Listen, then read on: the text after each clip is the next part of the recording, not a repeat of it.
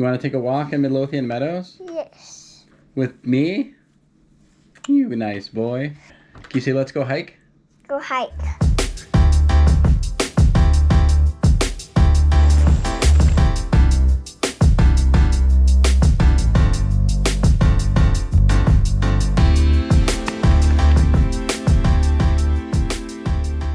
We got walk all the way.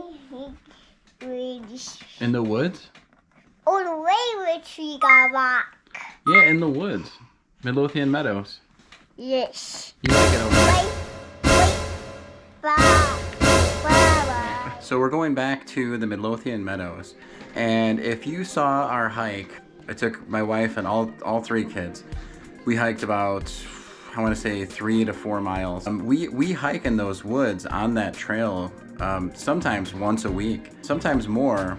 But the crazy thing that happened is less than 2 weeks after our family hike that was on our video, there was a young woman that was grabbed on that trail. She was assaulted and she was murdered. Now our town, little town south of Chicago, is not the best town, but this stuff doesn't happen, and it freaked us out so badly. Not only because it was just horrible for her and for her family, but we walk in those woods every week, and I'll show you when we go. Right where she was snatched was the section of the trail that we actually do walk. So that, like, just gave me goosebumps. Her name is Vanessa Ceja Ramirez. I'll show you the reward information poster. Anyone who has information, please come forward. Any tips are helpful. They still have not caught the killer. And I'll tell you a little bit more about what happened and where everything went down. What? You got extra energy you need to burn off? No. Let's go. There we go. I got it. You got it? Yeah. Now the other one. Off to Midlothian Meadows.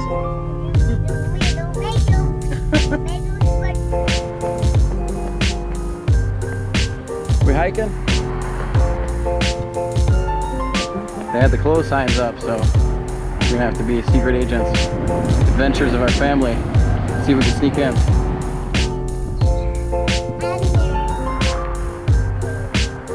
Yeah. Midlothian Meadows. Okay, so I'm just gonna show you. This is where we usually come in. We usually come in here, people park right there. And then this is the entrance that we take. This is also the entrance that the family of Vanessa Ceja took just less than 2 weeks after our Midlothian Meadows family hike. They came in this way, and basically what happened was they hiked in right here, just where we always come in. They took this trail. It's actually closed right now, but signs. You ever heard that song by that old band Tesla called Signs?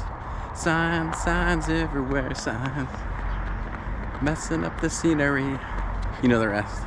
But they came in here, they walked until the first break in the trail, and then Vanessa said she was tired, and she turned around, and she walked back, and she disappeared somewhere in between. It's about a half a mile to the first break.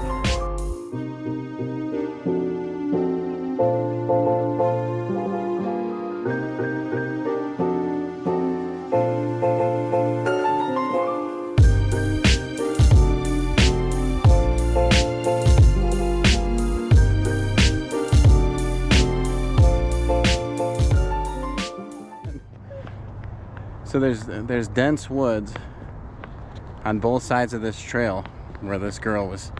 I think somebody was watching, came out of the woods and grabbed her, because we do get occasional sketchy characters going there. I'm probably one of them. I could be sketchy myself sometimes, but I always go through these woods. A lot of damage from the storm that we had. I'll show you a little bit.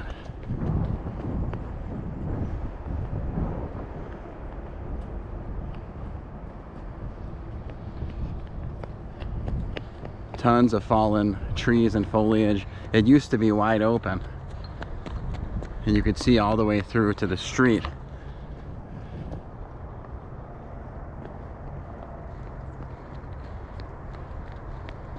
The See how that's all dense? Now you can't see anything. Even in the winter, it's going to be completely obscured.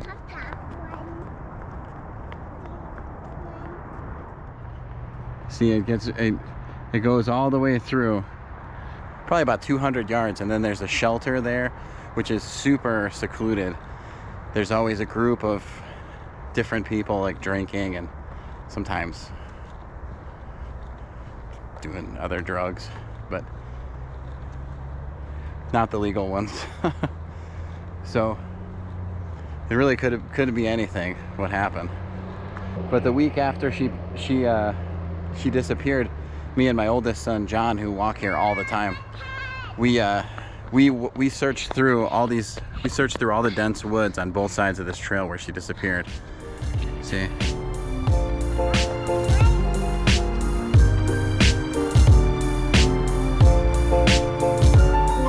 You tired? Mom, I'm tired. How tired? Super tired? Yes. No, you're not, you big tough boy. You're strong.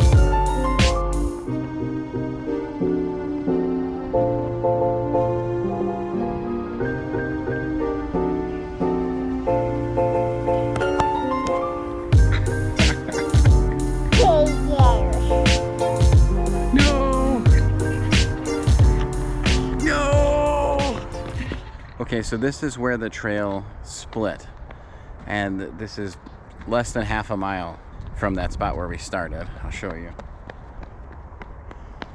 That's where the trail split, and this is where Vanessa turned back. Somewhere in between this spot here and basically where the trail comes in at the parking lot is where she was grabbed or attacked or abducted or something. Investigation is ongoing. I'll share the missing poster again. And if anyone is from this area, South Chicago, and you know anything about this case, definitely, I'm sure any help is appreciated.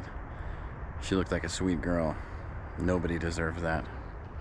And as you can see, it is pretty secluded. I mean, this is a small suburb, but we're all connected around here, so it is pretty dense. I mean, there's a lot of people who live in this area. There's a big apartment complex just down that trail where it split. There's a pretty big subdivision where we live, and there's a lot of people who use this trail. So, but these little sections of this trail can be totally secluded. It'd be very easy, especially with the storm damage that I showed you, for somebody to hide out in there. Are you a hiker? Yes. Do you want to be a through hiker? Yes. He's breakdancing.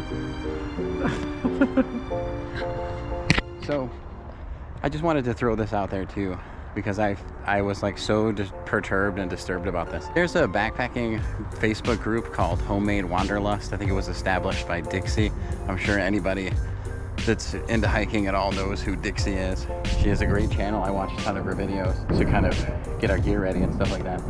But there was a post recently where it was a guy who made this post, and he basically said, this is what he does when people just try to make conversation with him when he's on trail. He gave a few examples, and he says, what does he do? He just keeps on walking. I want to say this. I think most of the problems going on have really brought out the worst in people, especially this virus. People are totally terrified, some rationally, some irrationally. And I don't know. Some people, it just kind of amplified like who they already were. And so I just want to throw this out there because I saw a lot of different comments, a lot of, kind of college age kids who were just like, yeah, I never say hello to people, I ignore people, and that's perfectly fine. That's the sentiment that they expressed. I totally disagree with that. There's a lot of old school people who say, I always say hello no matter what. And then there was like this little subgroup that I noticed was just replying to like every single comment that said you should be nice and say hello. And this little group of people were basically saying that if you're a woman, it's different. And they were just totally attacking the messenger, and they were going after people super nasty. People that were just saying, you know, yeah, you should wave back or you should just be nice. In 99% of situations, not situations where you're an abused person or you're a woman walking alone in a remote area or something like that. If somebody waves and smiles and just says hello, the common courtesy, mature, grown-up thing to do is to wave back, smile, and if you don't even want to say hello or anything, you could always just look at them and say, just a nod. Just acknowledging that you're a decent human being and you're able to communicate with other decent human beings. And that's what grown-ups do.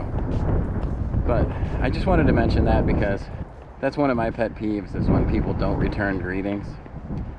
My wife quoted this old poem by Keats. You know, what are we if we don't kiss and greet? I totally agree with that. So the next time you're on the trail, and if you're 99% of humanity, not like an abused woman, you know, the person isn't looking super creepy, you know, 99% of situations, the right thing to do, the absolute right thing to do, is to wave back or just say hello, hi. There's nothing wrong with that. And I think that's the way that we should respond. We want to make this world a better place, and we're going to do that one person at a time, and it starts with you, whoever's watching this. And just trust me when I say that little bits of kindness are not overrated, and every little bit helps.